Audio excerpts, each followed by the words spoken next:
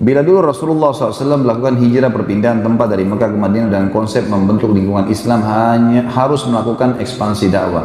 Apa kita sekarang meniru apa yang dicontohkan Rasulullah SAW, mau bimbingan aplikatifnya di zaman kita sekarang? Karena banyak fitnah akhir zaman dan media merusak pemikiran umat Islam. Sebenarnya kita belum bicara tentang Rasulullah SAW ya. Ini nanti akan ada nanti. Kita akan bicara panjang lebar tentang hijrah Nabi SAW, hikmah-hikmahnya, banyak pelajaran yang kita bisa ambil. Saya kasih garis besarnya. Tentu saja hijrah itu bisa makna umumnya, makna yang memang difokuskan adalah pindah dari wilayah kafir ke wilayah Islam. Itu hijrah. Nabi SAW hijrah dari Mekah ke Madinah karena Mekah tidak bisa berkembang dakwah. Saya sempat singgung tadi pagi dan sekarang saya ingatkan kembali, 13 tahun dakwah Nabi SAW di Mekah, teman-teman sekalian, itu yang beriman kepada Nabi cuma 153 orang. 83 orang itu hidup di negeri Habasyah, 70-nya itu hidupnya di Mekah bersama Nabi SAW. Jadi 69, 70 sama Nabi SAW. Bayangkan sedikitnya orang beriman dan susahnya pada saat itu. Apalagi pada saat ini kita pelajari meninggalnya Abu Talib dan Khadijah radhiyallahu anha. Pada saat meninggal dua orang ini, makin banyak siksaan yang datang kepada Nabi SAW. Maka terdesak dan Allah Subhanahu Wa Taala memerintahkan untuk hijrah. Itu keadaan. Sekarang kalau antum mau katakan keadaan Indonesia, mau hijrah kemana dan apa sebabnya mau hijrah dulu? Kita lihat keadaannya. Kalau antum hidup di satu kota, desa, di sana Islam tertindas, tidak bisa beribadah, ya hijrahlah ke kota yang lain yang bisa kita ibadah. Ada masjid ditakmir. Tapi kalau dari Jakarta ke Surabaya, ke Balikpapan, tidak ada sesuatu yang mendesak untuk itu. Tapi kalau antum mau kerja, perbaiki keadaan, tidak ada masalah. Walau hijrah dari satu tempat yang baik beribadah ke tempat yang lebih baik ibadah atau sama, nggak ada masalah. Tapi kalau hijrah dari tempat yang ibadahnya bagus ke tempat yang tidak bisa ibadah, tidak boleh. Masuk dalam hal yang dilarang. Seperti seseorang banyak yang mengundi nasib dari Indonesia ke negara-negara kafir. Ini kata Nabi SAW, Ana bari'un mimman asya baina adhuril musyrikin. Saya berlepas diri dari orang-orang yang sengaja hidup di tengah-tengah komunitas orang-orang musyrik.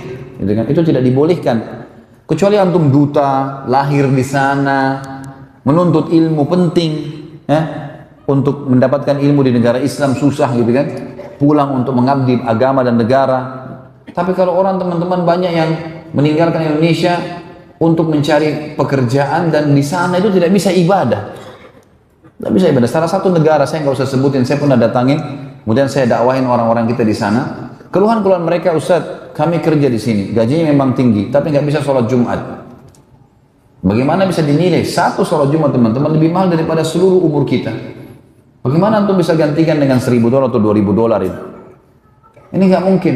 Ada pertanyaan lain juga, bagaimana Ustaz, kami kalau sholat tidak diizinkan di perusahaan, karena ini perusahaan non-muslim, dianggap sholat itu buang-buang waktu. Terus saya tanya, akhi, kalau antum lagi di ruangan, terus mau ke kamar mandi, WC atau kamar mandi, dia mau buang air besar, buang air kecil, azakumullah. Semoga Allah muliakan anda semua, karena kita kalau sebut WC ini, kita sebutin itu ya.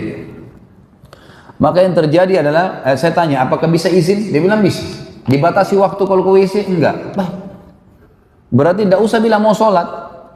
Angkat tangan, dia tahunya mau kamar mandi, memang kamar mandi, uduk, kemudian sholat semampunya, tapi jangan di kamar mandi, di luar, di lorong perusahaan.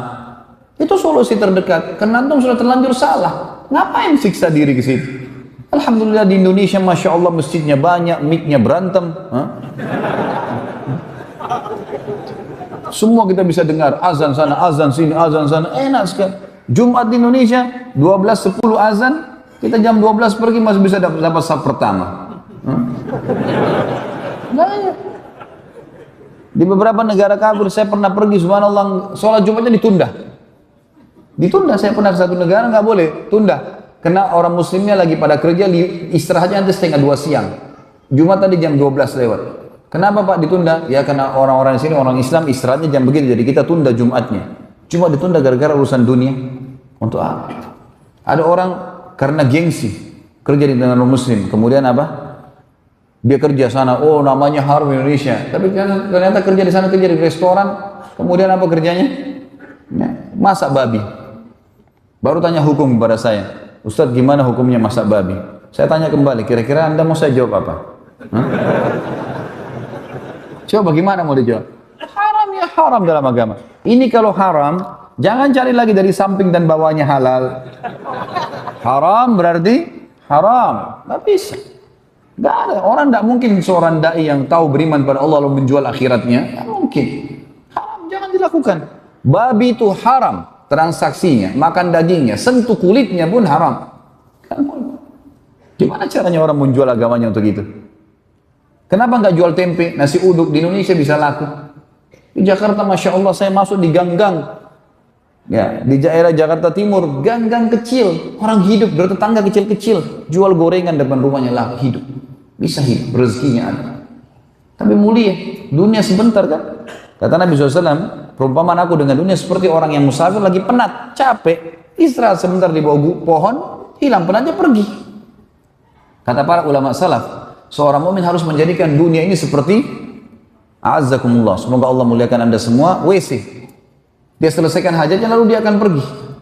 Jangan jadikan sebagai target. Kita boleh nikmati, mobil bagus, rumah bagus, makanan enak iya, tapi bukan target. Karena tidak ada yang dibawa semuanya. Baju bermerek, tas bermerek, mobil mewah, nggak ada yang dibawa ke liang lahat. Semua ditinggal, gitu kan? Yang kita bawa amal kita. Orang mukmin tahu masalah itu dan ini merupakan ketenangan jiwa. Kalau kita tanamkan dalam hati kita, ini ketenangan jiwa. Jadi tidak ada, lihat hijrahnya apa dulu nih, gitu kan? Sesuaikan dengan keadaan dan hukum syar'i yang semestinya.